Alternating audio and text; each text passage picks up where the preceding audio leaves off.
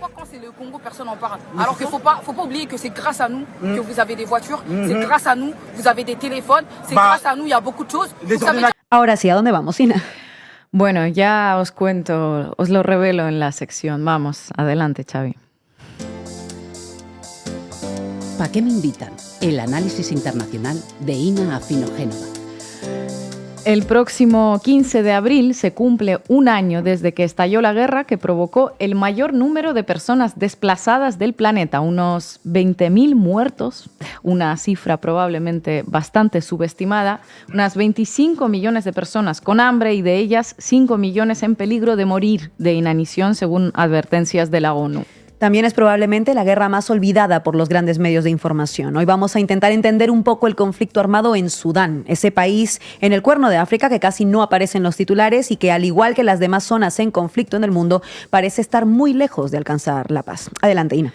Bien, para entender un poco, apenas un poco, ese conflicto, tenemos que remontarnos a unos cuantos años atrás. Obviamente tendré que simplificar mucho, omitir detalles, luego tendremos un experto en la mesa del debate que manejará mucho mejor el tema. Yo no soy africanista, así que esto tiene un objetivo meramente divulgativo, para intentar que sepamos algo más allá de los titulares.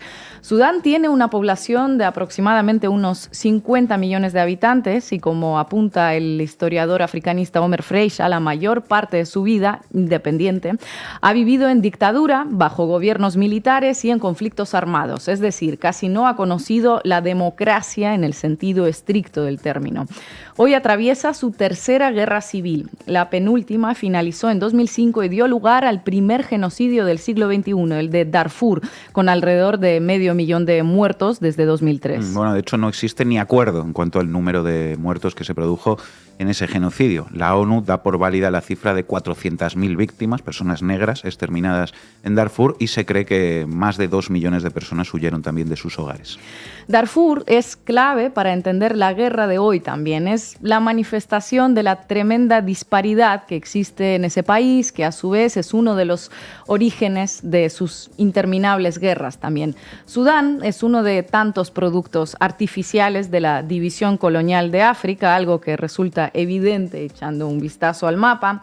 Parte del territorio fue conquistado a principios del siglo XIX por el Imperio Otomano, donde surgió una suerte de colonia turca, y las periferias quedaron semicontroladas para el saqueo, básicamente, sistemático. Así, los conflictos entre el norte y el sur, entre distintos grupos étnicos, la población arabizada y los africanos negros de la zona, dieron como resultado hasta 1 millón de muertos entre 1955 y 2005. Hoy el país se divide básicamente entre Jartum, marcado en gris en el mapa, a la orilla del Nilo, que es la capital de Sudán, y Darfur, en marrón, que quedó abandonada por Jartum y es una suerte de colonia dentro de otra colonia, tal y como lo define Le Monde Diplomatique. En el año 2011, la parte del sur del país que se independizó de Jartum, surgiendo así un estado nuevo, Sudán del Sur. Vamos, que lo que llamamos el Estado de Sudán parece algo muy efímero en tanto en cuanto es un mosaico de territorios en conflicto. Jartum de facto y Darfur de jure ha estado gobernado hasta el año 2019 por el presidente islamista Omar al-Bashir, que permaneció 30 años en el poder desde el golpe de Estado de 1989. Carcomido por la corrupción, perseguido por el Tribunal Penal Internacional precisamente por el genocidio de Darfur, su mandato pendía de un hilo. En 2019, tras unas enormes manifestaciones populares reprimidas brutalmente, se da una incómoda alianza entre dos grupos militares, las FAS, las Fuerzas Armadas de Sudán, y las Fuerzas de Reacción Rápida. Juntos, con un masivo apoyo popular, logran acabar con el gobierno de al-Bashir. Es decir, hablamos de un golpe de Estado contra un dictador longevo organizado conjuntamente por militares. No augura nada bueno. Nada bueno, pero especialistas africanistas como el ya citado Omer Freixa apuntan que la caída de al-Bashir dio un soplo de esperanza. La junta militar prometió una transición democrática y hasta unas elecciones que pactaron para el verano de 2023. Incluso la ONU estableció en 2020 la misión integrada de asistencia para la transición en Sudán, que buscaba acompañar al país en su camino hacia la democracia. Pero ya sabemos que de las juntas militares no suele salir nada bueno ni democrático. La alianza de los golpistas fue meramente circunstancial, así que 2 años después del derrocamiento de al-Bashir, en octubre de 2021, un señor de la guerra, el general Abdel Fattah al-Burhan de las FAS, las Fuerzas Armadas de Sudán, da un golpe que hunde todo ese prometido proceso de transición y allana el camino a la tercera guerra civil que están viviendo ahora mismo. Las FAS, las Fuerzas Armadas, que son unas fuerzas esencialmente árabes de Jartum, están ahora enfrentados con sus antaño aliados coyunturales, la Fuerza de Reacción Rápida, liderada por otro señor de la guerra, Mohammad Hamdan, que participó, es oriundo de Darfur, se financia con su oro, participó en el genocidio y es conocido por el alias Hemeti. Tras el nuevo golpe, hubo protestas populares exigiendo el retorno al proceso de transición, que ya os podéis imaginar que fueron brutalmente reprimidas y se saldaron con decenas de muertos. Es decir, Sudán está siendo desgarrado entre 2 fuerzas paramilitares que parecen irreconciliables. ¿Con qué apoyos cuenta cada uno de ellos? ¿A quién responden? Y sobre todo, ¿quién les suministra las armas con las que matan y se matan? El presidente de facto es el golpista de las Fuerzas Armadas de Sudán, Abdel Fattah al-Burhan. Es considerado presidente de facto básicamente porque Washington le dio el visto bueno. Ahí lo veis dando un discurso frente a la Asamblea General de la ONU. En enero de 2022 fue avalado por Estados Unidos cuando la subsecretaria de Estado de Asuntos Africanos, Mary Catherine Fee, visitó Jartum.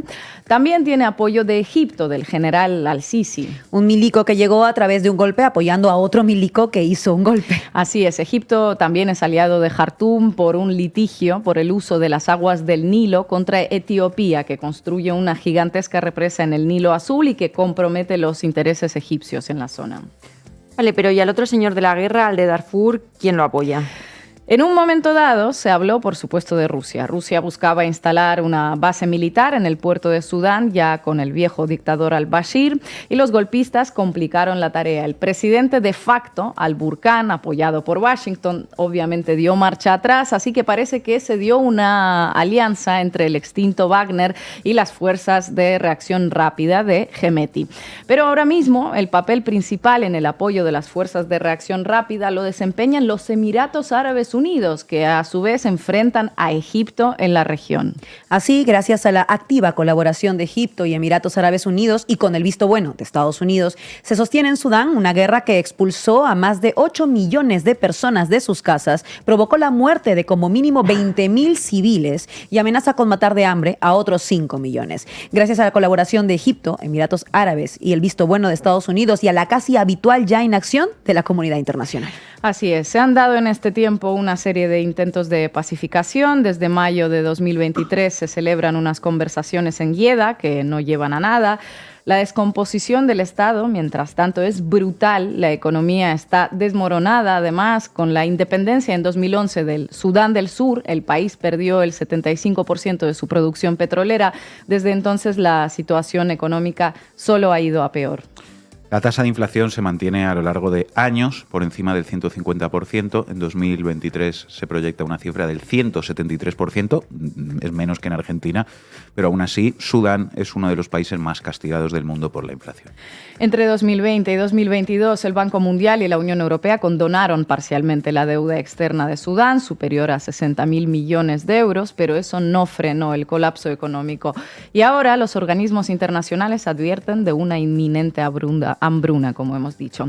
En resumen, el país encadena masacres, saqueos, torturas, violaciones, hambrunas y, volvemos a repetir, no es nada que surge sin más, no es una maldición. Ningún país nace condenado a vivir sumido en la violencia permanente. Pero la combinación entre la colonización y una descolonización chapucera, por usar un eufemismo, el absoluto desinterés internacional hacia lo que sucede ahí y sobre todo un caos sistémico alimentado por el tráfico global de armas, multiplica la descomposición de esos estados, que son estados fallidos, como Sudán o como Haití. No se puede hablar de traerles democracia, valores, cuando hay una industria armamentística y de expolio de riquezas interesada en mantener las cosas tal y como están y tal y como han estado a lo largo de décadas, si no siglos. Muchas gracias, Ina. Nilienda kule kwanza juu materia nafunguliwa kwa mwingine niko faleni nione kwanza na mimi Na nilikuwa pendelea nitumike kazi juu na mimi nijenge ta nyumba yangu. Nilianza tumika ya kwanza, niliingia mshimo ya kwanza, nikaanza tumika.